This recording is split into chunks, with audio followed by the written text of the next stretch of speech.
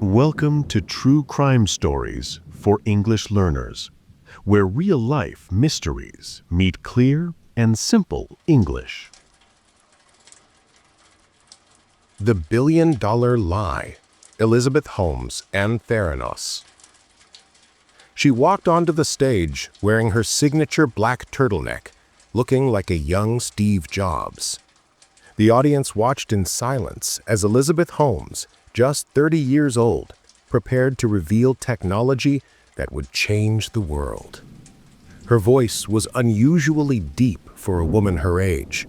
Her eyes were wide and unblinking, staring directly at the audience with unsettling intensity.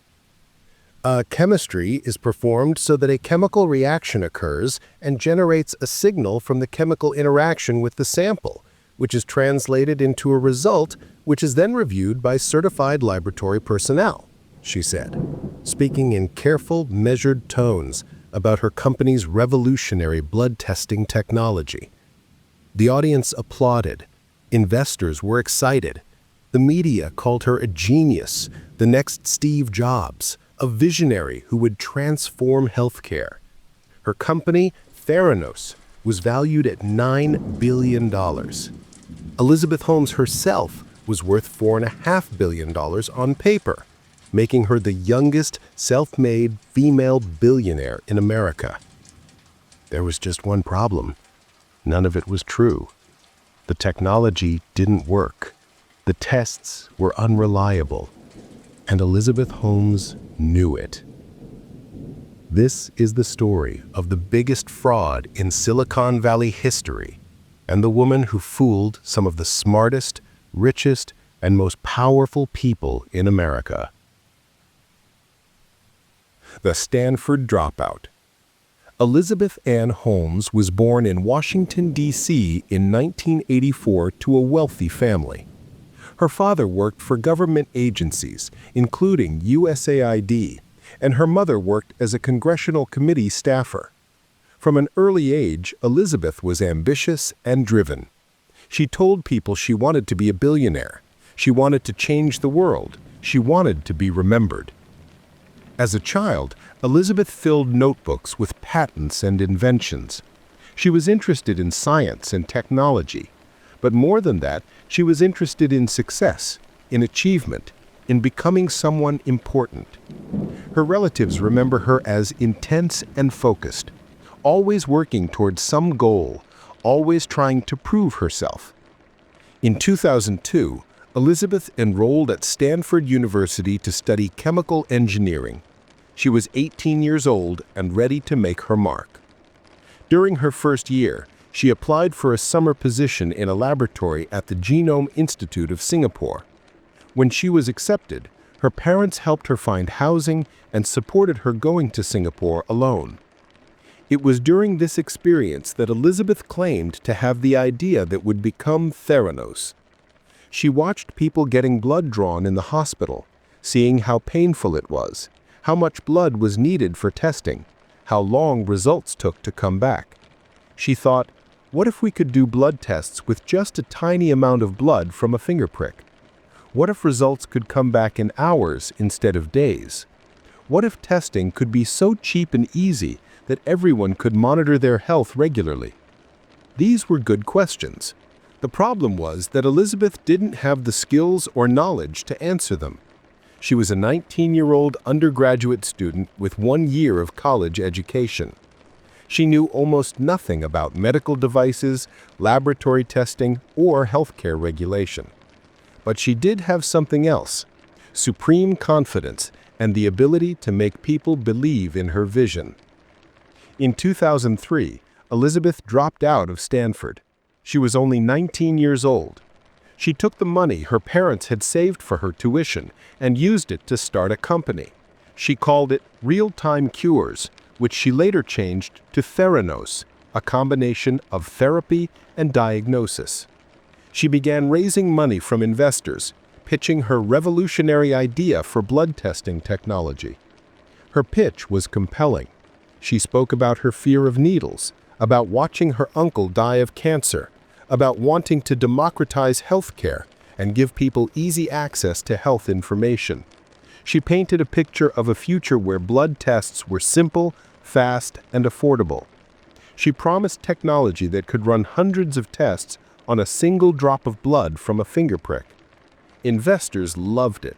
They gave her money, first thousands, then millions, and Elizabeth was off and running, building a company based on technology that didn't exist yet.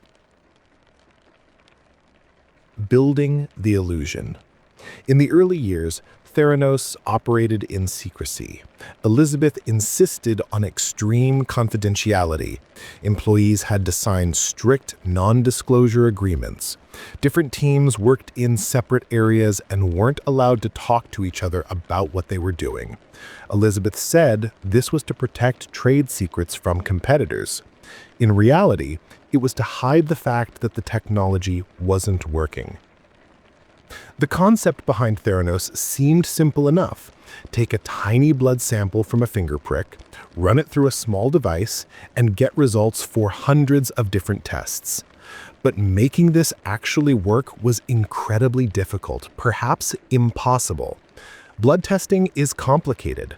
Different tests require different amounts of blood, different preparation methods, different equipment.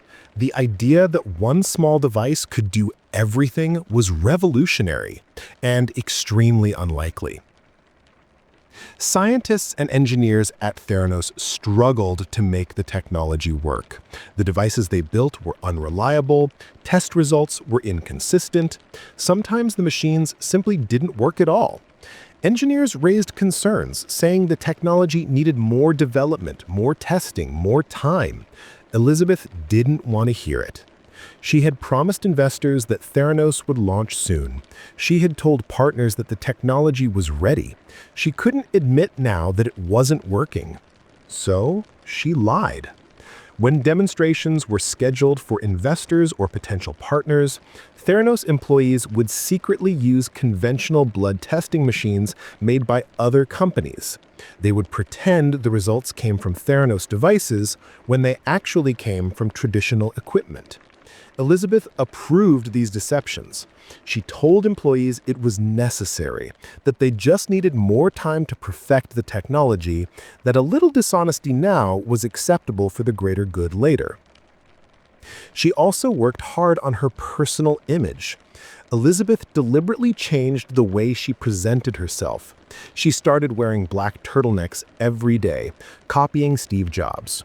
She lowered her voice, speaking in an unnaturally deep tone that she thought made her sound more authoritative and serious. She practiced not blinking during conversations, maintaining intense eye contact that many people found unsettling. She was creating a persona, a character, the visionary genius entrepreneur. And it worked. People were fascinated by her. The media loved her story. A young woman disrupting a male-dominated industry, a Stanford dropout building the next great technology company, a billionaire before age 30.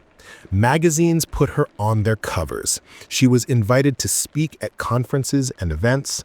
Famous and powerful people wanted to meet her and be associated with her success. Elizabeth also knew how to manage people. She could be charming and inspiring, making employees feel like they were part of something world-changing. But she could also be cold and threatening. Employees who raised concerns about the technology were often fired or intimidated into silence. The company had aggressive lawyers who sent threatening letters to anyone who questioned Theranos. Elizabeth created an atmosphere of fear and secrecy that prevented many people from speaking up. Her right-hand man in all this was Ramesh Balwani, who became the company's president and chief operating officer. Sunny was nearly 20 years older than Elizabeth, and they were secretly in a romantic relationship while working together. Sunny was even more aggressive than Elizabeth in pushing employees and suppressing dissent. Together, they created a toxic workplace culture where loyalty to Elizabeth and the Theranos mission was valued above truth or safety. The big partnerships. By 2013, Theranos was preparing to launch publicly. Elizabeth had raised hundreds of millions of dollars from investors. The company was valued at billions. Now it was time to actually offer the blood testing service to real customers. But the technology still didn't work reliably. Elizabeth didn't let this stop her. In September 2013, Theranos announced a partnership with Walgreens, one of America's largest pharmacy chains. Theranos would install wellness centers in Walgreens stores where customers could get blood tests done using Theranos devices. It was a huge deal that would put Theranos in front of millions of potential customers. But there was just one problem.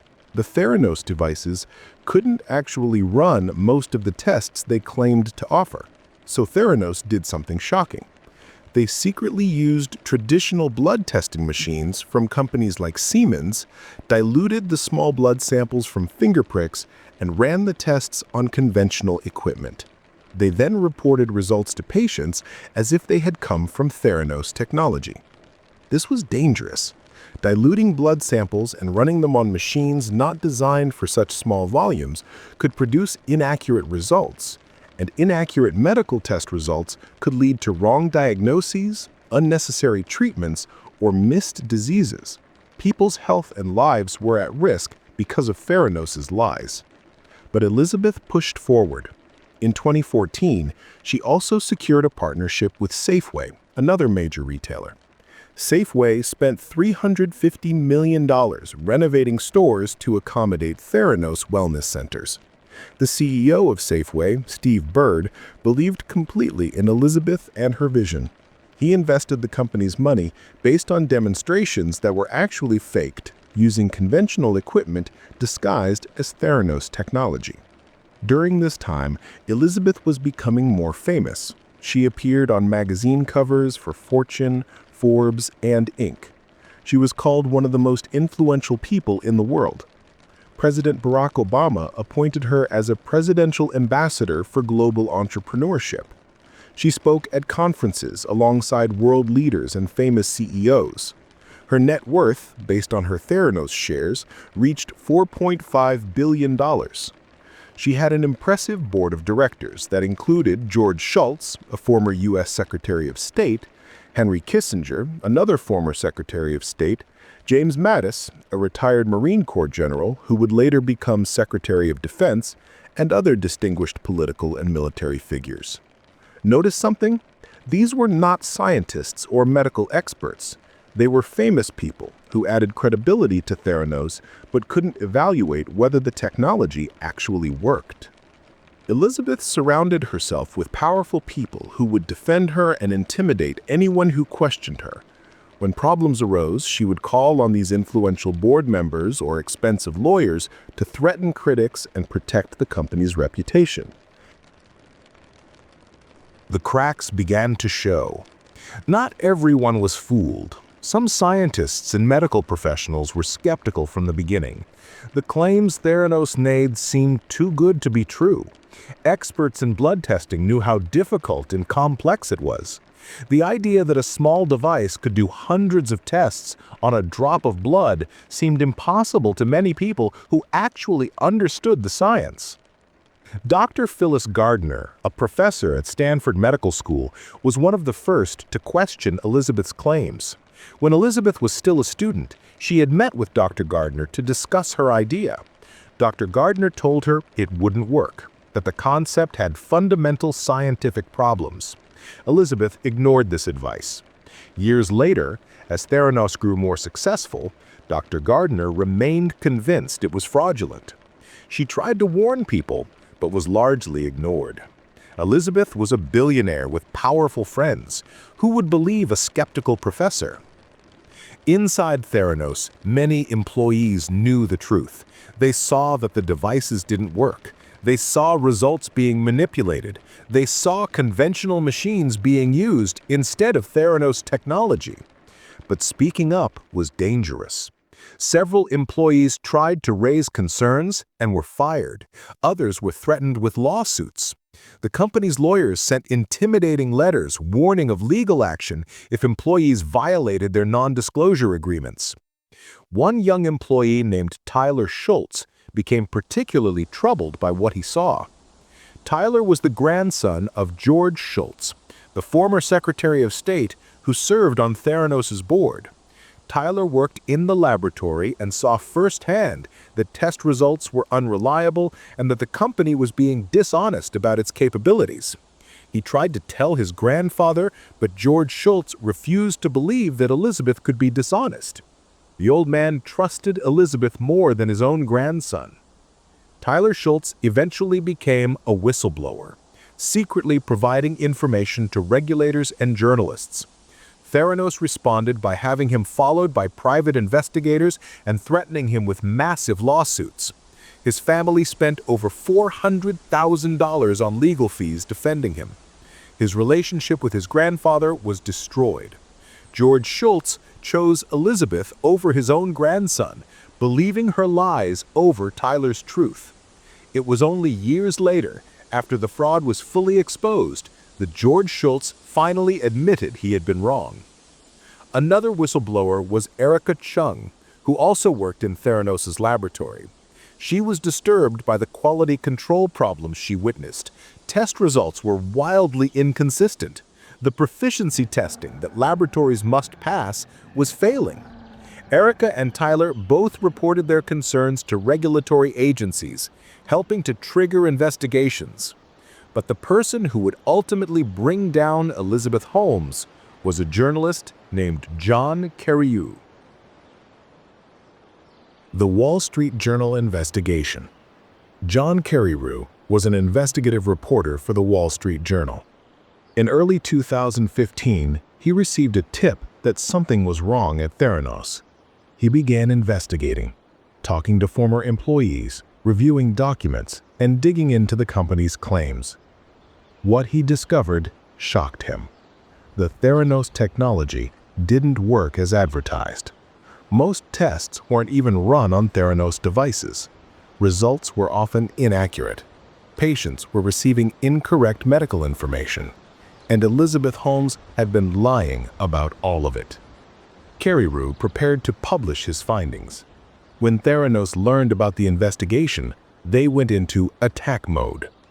Elizabeth hired expensive crisis management firms and lawyers. She called Rupert Murdoch, who owned the Wall Street Journal and was also a Theranos investor, trying to kill the story. Theranos lawyers threatened the journal with lawsuits. They sent letters to Carreyrou, accusing him of being biased and making errors. None of it worked. On October 15, 2015, the Wall Street Journal published Carreyrou's first article exposing Theranos as a fraud. The article revealed that most Theranos tests were actually run on conventional machines, that the technology didn't work as claimed, and that test results were often inaccurate. Elizabeth fought back. She appeared on television defending the company. She insisted that everything was fine, that the journal's reporting was false, that Theranos was being attacked by competitors and skeptics. Many people believed her. She was young, confident, convincing. She had powerful supporters. Surely she wouldn't lie about something so important. But Carreyrou kept digging and kept publishing. More articles followed, each revealing more lies and more problems. Former employees came forward with their stories. Evidence piled up. Regulatory agencies began investigating. In January 2016, the Centers for Medicare and Medicaid Services inspected the Theranos laboratory in Newark, California. What they found was shocking. Deficient quality control, unreliable test results, dangerous practices that put patient health at risk. The inspection report documented numerous serious violations of laboratory regulations. In July 2016, CMS banned Elizabeth Holmes from owning or operating a medical laboratory for 2 years. They also revoked the license for Theranos' California laboratory. This was devastating. Theranos' entire business model depended on running laboratory tests. Without laboratory certification, they couldn't operate. Walgreens ended their partnership with Theranos. Safeway demanded their money back. Investors who had poured hundreds of millions into the company realized they had been defrauded. Theranos' valuation collapsed from $9 billion to essentially zero. Elizabeth Holmes' net worth went from $4.5 billion to nothing. The company laid off hundreds of employees. The Securities and Exchange Commission, or SEC, charged Elizabeth Holmes and Sunny Balwani with massive fraud. They had lied to investors, doctors, and patients about the company's technology, business, and finances. They had deceived people into investing hundreds of millions of dollars in a company built on false claims. In March 2018, the SEC announced a settlement with Elizabeth. She agreed to give up control of Theranos, pay $500,000 fine, and was barred from serving as an officer or director of a public company for 10 years. Theranos officially shut down in September 2018, closing its doors forever. But the legal consequences weren't over. In June 2018, Elizabeth Holmes and Sunny Balwani were indicted on federal criminal charges of wire fraud and conspiracy to commit wire fraud. They were accused of lying to investors, doctors, and patients. These were serious charges that could result in decades in prison. The trial. Elizabeth's criminal trial finally began in September 2021 after years of delays. Sunny Balwani was tried separately. The trial lasted nearly 4 months, with prosecutors presenting evidence of the fraud and Elizabeth's defense team trying to paint her as a well-meaning entrepreneur who simply failed, not a criminal. The prosecution's case was strong. They had internal Theranos documents showing that Elizabeth knew the technology didn't work. They had testimony from former employees describing how they were ordered to deceive investors and partners. They had evidence that Elizabeth had personally approved demonstrations using fake Theranos devices. They showed how patients had received incorrect test results that could have endangered their health. The prosecution also revealed some stunning details. When Afghanistan war veteran and Theranos board member James Mattis had visited the company headquarters, he was shown a device that supposedly was being used by the U.S. military in the field. This was a complete lie. The military wasn't using Theranos devices. The demonstration was faked. Mattis testified that he felt betrayed. Elizabeth's defense tried several strategies. First, they argued she was just an ambitious entrepreneur whose technology didn't work out as hoped. This happens all the time in Silicon Valley, they said. Companies fail. That doesn't make the founders criminals. But the prosecution countered that there's a difference between failing and lying. If Elizabeth had told investors, "We're trying to develop this technology, but it's not working yet," that would be fine. Instead, she told them, "Our technology works. It's being used by the military. Major companies are partnering with us," when none of that was true. That's fraud, not just failure. Elizabeth's defense then tried something more controversial. They argued that she was psychologically dominated by Sunny Balwani, who was much older than her and had been her boyfriend. They claimed Sunny was abusive and controlling, and that Elizabeth was essentially a victim who didn't have full agency over her actions. This defense strategy was problematic for several reasons. First, there was evidence that Elizabeth was very much in control of Theranos and made major decisions herself.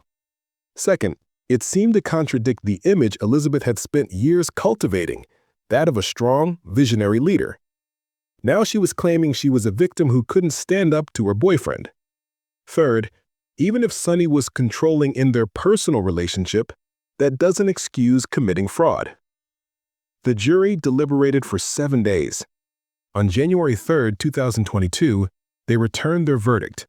Elizabeth Holmes was found guilty on 4 counts of fraud, 1 count of conspiracy to commit fraud against investors, and 3 counts of wire fraud against investors. However, she was found not guilty on 4 counts related to defrauding patients, and the jury couldn't reach a verdict on 3 other counts. The verdict was significant. Elizabeth was convicted of lying to investors and deceiving them into giving Theranos money. She faced up to 20 years in prison for each count, though federal sentencing guidelines would likely result in less time. In November 2022, Elizabeth was sentenced to 11 years and 3 months in federal prison. The judge acknowledged that Elizabeth's actions had caused significant harm and violated the trust of investors who believed in her vision. Elizabeth's lawyers appealed, trying to keep her out of prison, but the appeals were denied. In a strange twist, while awaiting her trial and sentencing, Elizabeth had gotten married and had 2 children. Some people speculated this was a deliberate strategy to generate sympathy. During her trial and at her sentencing, her lawyers emphasized her role as a young mother, hoping the judge would be lenient. It didn't work. In May 2023, Elizabeth Holmes reported to a federal prison in Texas to begin serving her sentence. The youngest self-made female billionaire in America was now a federal prisoner convicted of fraud. Sunny Bogorani was tried separately in 2022. He was found guilty on all 12 fraud charges against him and was sentenced to nearly 13 years in prison. He also began serving his sentence in 2023. The investors and believers. One of the most fascinating aspects of the Theranos story is how Elizabeth managed to convince so many smart, successful people to believe in her. The list of people and organizations she fooled is stunning. Rupert Murdoch, the media mogul, invested $125 million in Theranos. He lost it all, but refused to pursue legal action against Elizabeth, apparently feeling embarrassed that he had been deceived. The Walton family, who own Walmart, invested $150 million through their investment firm. They lost it all. Betsy DeVos, who would later become U.S. Secretary of Education, and her family invested over $100 million. They lost nearly all of it. The DeVos and Cox families together lost about $100 million. In total, Theranos raised nearly $1 billion from investors. Almost all of that money was lost. Some investors sued and recovered small portions of their investments, but most lost everything. The people on Theranos' board were some of the most powerful and respected figures in American politics and military. George Shultz, former Secretary of State; Henry Kissinger, former Secretary of State and National Security Advisor; William Perry, former Secretary of Defense; James Mattis, retired Marine Corps General and future Secretary of Defense; Sam Nunn, former U.S. Senator; and Bill Frist, former U.S. Senator and heart surgeon. Notice again, mostly politicians and military leaders, not scientists or medical experts. Elizabeth deliberately recruited people who were famous and powerful, but couldn't evaluate whether the technology actually worked. Their names gave Theranos credibility, but they couldn't provide the technical oversight the company desperately needed. Many of these people feel foolish now. They were used. Elizabeth took advantage of their trust and their desire to be associated with innovative technology. Some, like George Shultz, paid a personal price. His relationship with his grandson was destroyed because he believed Elizabeth's lies over his grandson's truth. George Shultz died in 2021, having eventually admitted he was wrong about Elizabeth, but only after years of refusing to believe his grandson. The question everyone asks is, how did Elizabeth fool so many smart people? Several factors contributed. First, she was convincing. She practiced her pitch constantly. She had a compelling story about wanting to help people, about democratizing healthcare, about her fear of needles and her uncle's death. She knew exactly what to say to make investors believe in her mission. Second, she surrounded herself with impressive people. When potential investors saw that George Shultz and Henry Kissinger were on the board, they thought, if these distinguished people believe in Theranos, it must be legitimate. They didn't realize that these board members had no ability to evaluate the technology. Third, she exploited people's desire to believe in disruptive innovation. Silicon Valley loves stories of young dropouts who changed the world. Steve Jobs, Mark Zuckerberg, Bill Gates. Elizabeth presented herself as the next in this line. People wanted to believe that a young woman could disrupt healthcare the way others had disrupted computers and social media. Fourth, she operated in extreme secrecy. She She told investors she couldn't share technical details because they were trade secrets. She kept different parts of the company separated so people couldn't see the full picture. This prevented investors and board members from discovering the truth. Fifth, she aggressively attacked critics. Anyone who questioned Theranos faced expensive lawyers and threatening letters. This intimidated many people into silence and made others think twice before investigating too deeply. Finally, there was sexism involved in a complicated way. Some investors and media were so excited about a successful young female entrepreneur in male-dominated tech and healthcare that they didn't scrutinize her claims as carefully as they might have scrutinized a man's claims. They wanted her story to be true. At the same time, Elizabeth exploited certain stereotypes, making herself seem young, innocent, and idealistic when it suited her purposes. The victims. While investors lost money, the real victims of Theranos' fraud were the patients who received inaccurate test results. These were real people whose health decisions were affected by unreliable blood tests. One patient received an incorrect result suggesting she might have a miscarriage. She spent weeks in anguish before learning the result was wrong. Another patient received incorrect results that suggested HIV infection. The emotional trauma of these false results is hard to measure, but it was real and significant. There were also cases where Theranos results failed to detect real health problems, potentially delaying necessary treatment. While there's no proven case of someone dying because of a Theranos test result, the risk was very real. People make important medical decisions based on blood test results. Wrong results can lead to unnecessary procedures, misdiagnoses, and delayed treatment. The employees of Theranos were also victims in a sense. Many of them were young, idealistic people who genuinely believed they were working to change healthcare. They worked long hours for relatively low pay because they believed in the mission. When the company collapsed, they lost their jobs, and some felt their work had been wasted. Those who spoke up faced intimidation and expensive legal battles. Tyler Schultz and Erica Chung, the whistleblowers, paid a high personal price for telling the truth. Tyler's relationship with his grandfather was destroyed. His family spent hundreds of thousands of dollars on legal fees defending him against Theranos' threats. Erica faced similar legal pressure and intimidation. These were young people trying to do the right thing, and they suffered for it. It's important to remember these victims when we think about Elizabeth Holmes. The media often portrayed her as a tragic figure, a young woman who wanted to change the world but got in over her head. But her choices hurt real people. The lies she told weren't just about money, they were about people's health and well-being. Understanding the fraud. What Elizabeth Holmes did was not just business failure. It was deliberate, systematic fraud. Understanding the difference is important. Many startups fail. Entrepreneurs try to build something new, and it doesn't work out. That's normal and acceptable. Silicon Valley even celebrates failure as part of the learning process. Fail fast is a common motto. But Elizabeth wasn't just failing, she was lying. She knew the technology didn't work, but she told investors and partners that it did. She approved demonstrations that used fake devices to deceive people. She allowed patients to receive test results from unreliable equipment. These weren't mistakes or overly optimistic projections. They were lies. The pattern of fraud was clear. 1.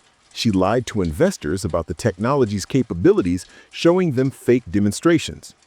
2.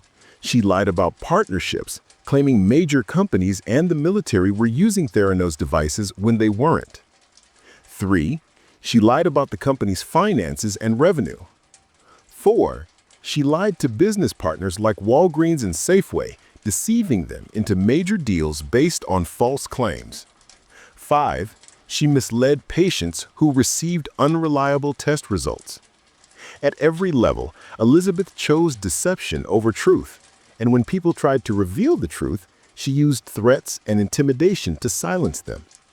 Some people try to defend Elizabeth by saying she was just imitating Silicon Valley's fake-it-till-you-make-it culture. It's true that many tech entrepreneurs exaggerate and overpromise, but there's a line between optimism and fraud. Saying our product will be amazing once we finish developing it is different from saying our product works perfectly when you know it doesn't. Elizabeth also could have avoided all this. At any point, she could have been honest. She could have told investors the technology isn't working yet. We need more time and money to develop it. She could have stopped offering blood tests to patients until the devices were actually reliable. She could have admitted problems instead of covering them up. But she didn't. She made a choice, again and again, to prioritize the image of success over the reality of truth. She wanted to be successful, famous, and rich more than she wanted to be honest. The deeper meaning. The Elizabeth Holmes story reveals several troubling truths about our society and business culture. First, it shows the danger of hero worship. We love stories of young genius entrepreneurs who change the world. We celebrate dropouts who become billionaires. We admire visionaries who disrupt industries. But this worship of entrepreneurs can make us blind to warning signs. We want these people to be heroes so badly that we ignore evidence they might be lying. Elizabeth deliberately cultivated this hero image. She copied Steve Jobs' black turtleneck. She spoke in TED Talks about her vision. She appeared on magazine covers. She knew that if she looked like a visionary genius, people would be less likely to question her. And it worked. Second, the story shows how diversity in leadership and oversight matters. Theranos' board was full of old white men from politics and military. They had no expertise in medical devices or laboratory testing. A board with scientists, medical doctors, and people who understood the technology would have asked harder questions and demanded proof that the devices actually worked. Elizabeth deliberately chose her board to maximize prestige while minimizing actual oversight. She wanted famous names, not technical expertise. This should be a warning sign for any company.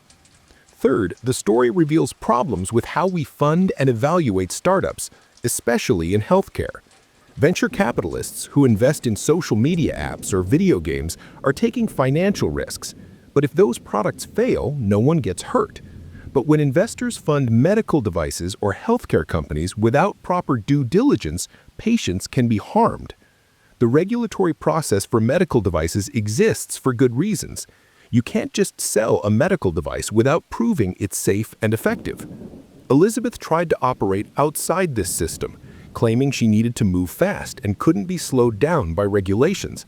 But those regulations protect patients. Moving fast matters less than getting things right when people's health is at stake. Fourth, the story shows the power of intimidation and aggressive legal tactics. Theranos spent millions on lawyers who sent threatening letters to anyone who questioned the company. Many people stayed silent because they feared lawsuits and legal costs. This allowed the fraud to continue much longer than it should have. We need better protections for whistleblowers.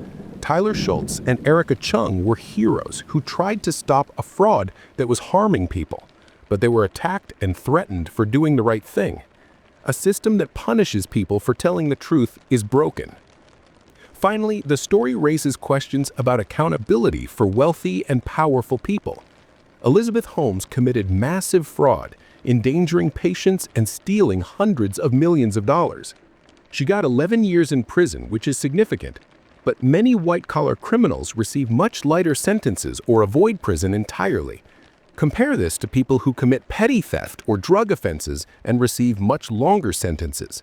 Our justice system often treats financial crimes by wealthy people more leniently than street crimes by poor people. The fall from grace. Elizabeth Holmes' journey from billionaire genius to convicted felon is one of the most dramatic falls in business history.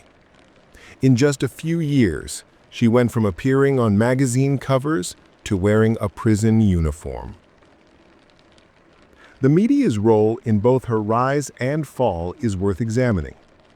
For years, journalists published glowing profiles of Elizabeth without asking hard questions. They repeated her claims without verification. They celebrated her as a female tech pioneer without investigating whether her technology actually worked. When John Carreyrou finally did investigate, Many people in media and business initially defended Elizabeth against him. They accused Carreyrou of attacking a successful woman, of being biased, of working for competitors. The idea that Elizabeth could be committing fraud seemed impossible to them because they had invested so much in believing in her story. This should make us think carefully about how media covers business leaders, especially charismatic ones with compelling personal stories. Journalists have a responsibility to ask tough questions, to verify claims, to be skeptical, even when someone seems like a hero. After her conviction, some people expressed sympathy for Elizabeth. They noted she was young when she started Theranos, that she was influenced by Silicon Valley's aggressive culture, that perhaps she believed her own hype. Her defenders painted her as someone who started with good intentions, but got caught up in lies she couldn't escape. There may be some truth to this. Elizabeth probably did start out wanting to change healthcare. But good intentions don't excuse fraud. Many criminals have rationalizations for their crimes. What matters is the choice to deceive people and the harm that results. Elizabeth also showed no real remorse until after she was convicted. Throughout the investigation and trial, she maintained her innocence and blamed others. Only at sentencing did she finally apologize, and even then, some observers felt it wasn't sincere. In May 2023, Elizabeth Holmes entered prison. She went from being worth $4.5 billion on paper to being a federal inmate. She left behind her husband and 2 young children to serve her sentence. The woman who once graced magazine covers and spoke at prestigious conferences now wears prison clothing and follows prison rules. Some people feel this outcome is tragic. Others feel it's justice. Both perspectives have merit. It is sad to see someone throw away their potential through dishonest choices, but it's also necessary to hold people accountable when they harm others through fraud, regardless of how young or charismatic or sympathetic they might be. Lessons from Theranos. The Theranos scandal offers important lessons for entrepreneurs, investors, employees, and society at large. For entrepreneurs, success built on lies is not success at all. It's tempting to exaggerate, to oversell, to pretend things are better than they are. But dishonesty eventually catches up with you, and the consequences can be severe. It's better to fail honestly than to succeed through fraud.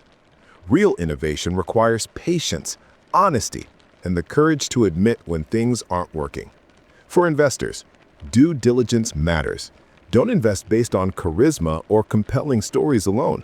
Demand evidence, ask hard questions, verify claims. If a company operates in extreme secrecy and refuses to show you how their technology works, that's a red flag. Be especially careful with healthcare and medical device companies where inaccurate products can harm people. For employees, trust your instincts. If you see something wrong, speak up, even if it's difficult or scary. Organizations that threaten employees for raising concerns are toxic. No job is worth compromising your integrity. And if you do speak up and face retaliation, know that you're doing the right thing, even if it's costly in the short term. For boards and advisors, your reputation and name should not be available for rent. If you join a board, actually exercise oversight. Don't just lend your prestige to a company without understanding what they're doing and whether their claims are true. Ask questions. Demand proof. Remember that your presence on a board makes others trust the company, so you have a responsibility to ensure that trust is deserved. For the media, be skeptical. Charismatic entrepreneurs with compelling personal stories are great for headlines, but that doesn't mean their claims are true. Verify information. Ask tough questions. Don't just repeat company press releases. Remember that by celebrating someone, you encourage others to trust them. So you bear some responsibility for getting the story right. For society, we need to be more careful about who we celebrate and why. The cult of the entrepreneur can be dangerous when it makes us overlook red flags and excuse dishonest behavior. We should celebrate genuine innovation and honest success, but we shouldn't worship entrepreneurs uncritically or give them permission to break rules because they claim to be visionaries. We also need stronger protections for whistleblowers and better enforcement of laws against fraud. Tyler Schultz and Erica Chung should have been protected and supported when they reported problems, not threatened with lawsuits and forced to spend hundreds of thousands of dollars defending themselves. A system that makes it expensive and dangerous to tell the truth will discourage people from speaking up about fraud and wrongdoing. The regulatory system for medical devices exists for good reasons. Companies shouldn't be allowed to skip proper testing and approval processes just because they claim to be innovative or because they have powerful friends. Patient safety must come before innovation speed. The technology that never was. One of the saddest aspects of the Theranos story is that the vision Elizabeth described wasn't entirely impossible. Blood testing could potentially be improved. Making tests faster, cheaper, and less painful would benefit many people. The goal itself was worthy, but Elizabeth went about it in the worst possible way. Instead of honestly working to develop the technology, acknowledging challenges, and being transparent about progress, she lied and pretended the technology already worked. This destroyed trust and made it harder for legitimate companies working on similar goals. Some companies are still trying to improve blood testing technology. They work carefully, follow regulations, publish their research in scientific journals, and don't make claims they can't support. This is how innovation should happen, through careful work, honest communication, and respect for safety. Elizabeth Holmes could have been part of this legitimate progress. She was smart and ambitious. If she had chosen honesty over deception, if she had been willing to admit challenges and work patiently to solve them, she might have actually contributed something valuable to healthcare. Instead, she chose fraud, and now her name is associated with one of the biggest scandals in business history. The Theranos story also reveals the challenges of healthcare innovation. Healthcare is highly regulated for good reasons. Mistakes can kill people. This makes innovation slower and more expensive than in industries like social media or consumer electronics. Entrepreneurs who enter healthcare need to understand and respect these constraints, not try to circumvent them. Elizabeth often compared herself to Steve Jobs and positioned Theranos as the Apple of healthcare. But this comparison was fundamentally flawed. When Apple released a new iPhone, the worst that could happen was that it didn't work well and customers returned it. When Theranos released blood testing results, incorrect information could lead to wrong diagnoses, unnecessary treatments, or missed diseases. The stakes were entirely different. Women in technology and business. The Theranos scandal raised complicated questions about women in technology and business leadership. Elizabeth Holmes was celebrated as a rare female tech CEO and the youngest self-made female billionaire. Her success was seen as progress for women in male-dominated fields. When she was exposed as a fraud, some worried it would harm other women entrepreneurs. It's important to separate these issues. Elizabeth Holmes's fraud says nothing about women's capability to lead technology companies. Her crimes were individual choices, not a reflection on all women in business. Many successful female entrepreneurs have built legitimate companies through hard work and honesty. At the same time, we should examine whether Elizabeth received special treatment, either positive or negative, because of her gender. Did some investors give her money and trust her more easily because they wanted to support a female entrepreneur? Did some critics dismiss concerns about her company because they didn't want to attack a successful woman? Or conversely, did she face extra scrutiny because of sexism? The truth is probably complicated. Elizabeth definitely exploited some people's desire to see a young woman succeed in tech. She was aware that her story, Young Woman Disrupting Healthcare, was compelling and marketable. She used this to her advantage. But she also faced genuine challenges as a woman in tech. Some of the media coverage focused inappropriately on her appearance, her voice, her romantic relationships, rather than on her business practices. Male tech CEOs are rarely subjected to the same level of personal scrutiny. The important lesson is that we should evaluate entrepreneurs based on their actual accomplishments and honest behavior, not on their gender or their personal story. We should support women in technology and business, but that support should not mean overlooking fraud or giving people a pass on dishonesty. Real equality means holding everyone to the same standards of integrity and accountability. The psychology of deception. What drives someone like Elizabeth Holmes to commit such extensive fraud? Psychologists and observers have offered various explanations. Some point to her extreme ambition from a young age. She wanted to be remembered, to change the world, to be somebody important. This ambition isn't necessarily bad. Many successful people are highly ambitious. But when ambition becomes more important than truth, when success matters more than integrity, it can lead to terrible choices. Others note that Elizabeth seemed to believe her own lies to some extent. This psychological phenomenon, called motivated reasoning, occurs when people convince themselves that what they want to be true actually is true. Elizabeth wanted Theranos to succeed so badly that she may have convinced herself the technology would eventually work, that the lies were temporary, that the ends justified the means. There's also the question of empathy. Elizabeth's crimes hurt real people. Investors lost money, patients received wrong medical information, employees lost jobs and faced legal threats. Did she not understand the harm she was causing? Or did she understand but not care enough to stop? Her lack of visible remorse until after conviction suggests a limited capacity for empathy or accountability. Some observers have speculated about possible narcissistic personality traits. Her extreme confidence, her inability to accept criticism, her need for admiration and success, her willingness to manipulate others. These could suggest narcissism. However, diagnosing someone from afar is irresponsible.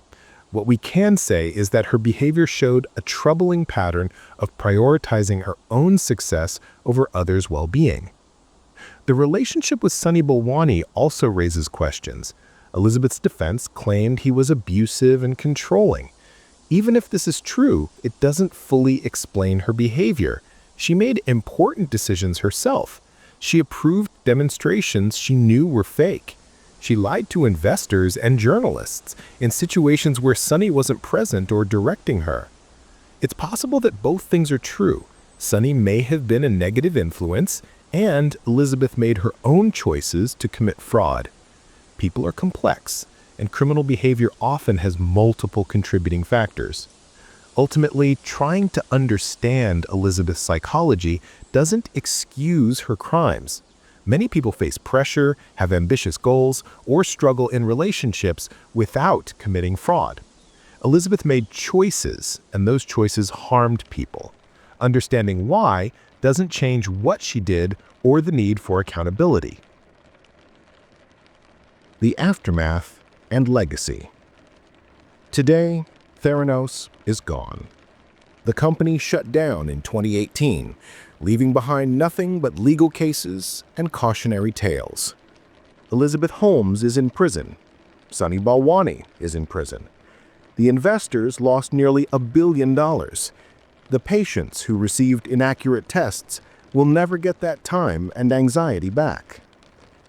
Some good has come from the scandal. Regulatory agencies paid more attention to startup medical device companies.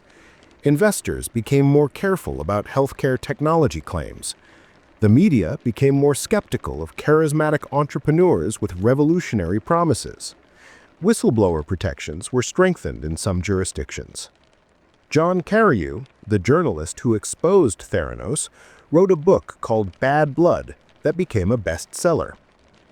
Tyler Schultz and Erica Chung, the whistleblowers, have spoken publicly about their experiences and advocated for better whistleblower protections.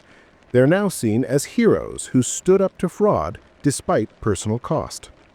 The Theranos story has been adapted into documentaries, a book, and an upcoming film. It's become a cultural touchstone, a cautionary tale taught in business schools and ethics classes. The phrase, "the next Theranos," has entered the business vocabulary as a warning about companies that make extraordinary claims without evidence. But we should be careful not to learn the wrong lessons. The problem with Theranos wasn't innovation or ambition. The problem was dishonesty.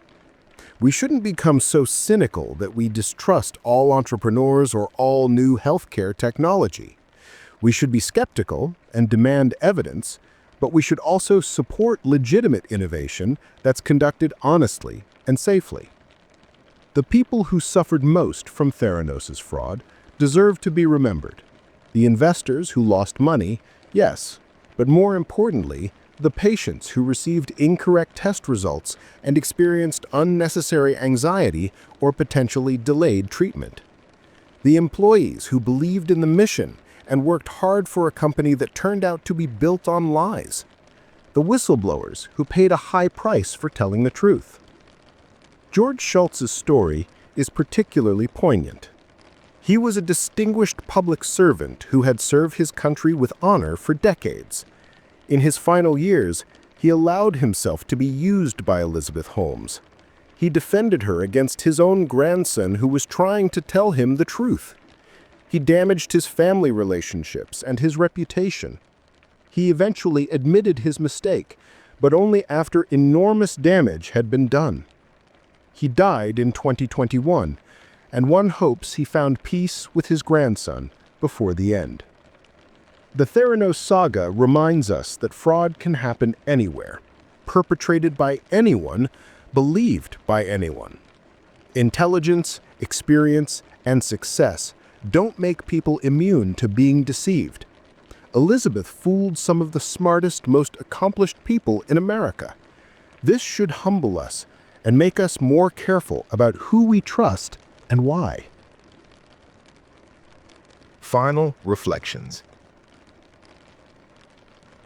The story of Elizabeth Holmes and Theranos is about many things: ambition, deception, innovation, greed, power, and accountability. At its heart, though, it's about choices. Elizabeth Holmes made choices. She chose to lie when she could have told the truth. She chose to silence whistleblowers when she could have listened to their concerns. She chose to risk patients' health when she could have waited until the technology was ready. She chose personal success over ethical behavior again and again for years. These weren't split-second decisions made under extreme pressure. They were calculated choices made over time. Elizabeth had many opportunities to change course, to admit problems, to do the right thing. She didn't take those opportunities. She kept lying, kept deceiving, kept putting her image of success above everything else. The people around her made choices too. Investors chose to give money without demanding sufficient proof. Board members chose to lend their names without exercising real oversight. Journalists chose to write glowing profiles without asking hard questions. Employees who knew about problems chose to stay silent rather than face retaliation. Each of these choices helped Theranos continue its fraud longer than it should have. But some people made different choices. Tyler Schultz and Erica Chung chose to speak up despite the personal cost. John Kerry Yu chose to investigate thoroughly despite threats and pressure. Some investors, after discovering the fraud, chose to pursue legal action rather than quietly accept their losses. These people chose courage over convenience, truth over comfort. The Theranos story asks us to think about what we would do in similar situations. If we worked at a company and discovered it was deceiving customers, would we speak up? If we were offered an investment opportunity with limited information, but impressive names attached, would we demand more evidence? If we saw someone being celebrated in the media, would we think critically about whether the praise was deserved? These aren't easy questions, and the right choice often comes with costs. But the Theranos scandal shows us what happens when too many people make the convenient choice rather than the right one. A fraud that should have been stopped early instead continued for years, ultimately harming hundreds of people and destroying billions of dollars in value. Elizabeth Holmes wanted to change the world. She wanted to be remembered. She wanted to be important. She achieved these goals, but not in the way she intended. She will be remembered, but as a cautionary tale about ambition without ethics, innovation without honesty, and success built on lies. The real tragedy is that it didn't have to be this way. The vision of better blood testing was worth pursuing. If Elizabeth had chosen to develop the technology honestly, accepting setbacks and working within appropriate regulations, she might have actually contributed something valuable to healthcare. She was smart and driven enough to have potentially made real progress. Instead, she chose fraud. And now her name will forever be associated with one of the biggest corporate scandals in history. She's serving 11 years in federal prison, her company is dissolved, her fortune is gone, and her reputation is destroyed. The people she deceived have suffered losses that can't be fully repaired, and the vision she claimed to pursue has been set back by the distrust and skepticism her fraud created. In the end, the story of Elizabeth Holmes and Theranos teaches us that there are no shortcuts to legitimate success. Real innovation requires patience, honesty, and a willingness to face truth even when it's disappointing. Building something meaningful takes time and often involves failures along the way. These failures aren't something to hide or lie about. They're part of the process. Character matters. Integrity matters. The way we achieve success matters just as much as the success itself. Elizabeth Holmes learned this lesson the hard way, at tremendous cost to herself and others. We can learn it from her story without having to pay the same price. The black turtlenecks are gone. The deep voice was just an act. The unblinking stare couldn't hide the truth forever. Behind the carefully constructed image was simply a person who made very bad choices and hurt a lot of people. That's the real story of Theranos. Not a tale of genius and innovation, but a story of deception, greed, and the eventual triumph of truth over lies. Though that truth came far too late for many of the people who were harmed along the way. Another dark chapter closed, but the mystery of human nature continues. Thanks for listening to True Crime Stories for English Learners. Don't forget to subscribe and join me next time for another real story that's stranger than fiction.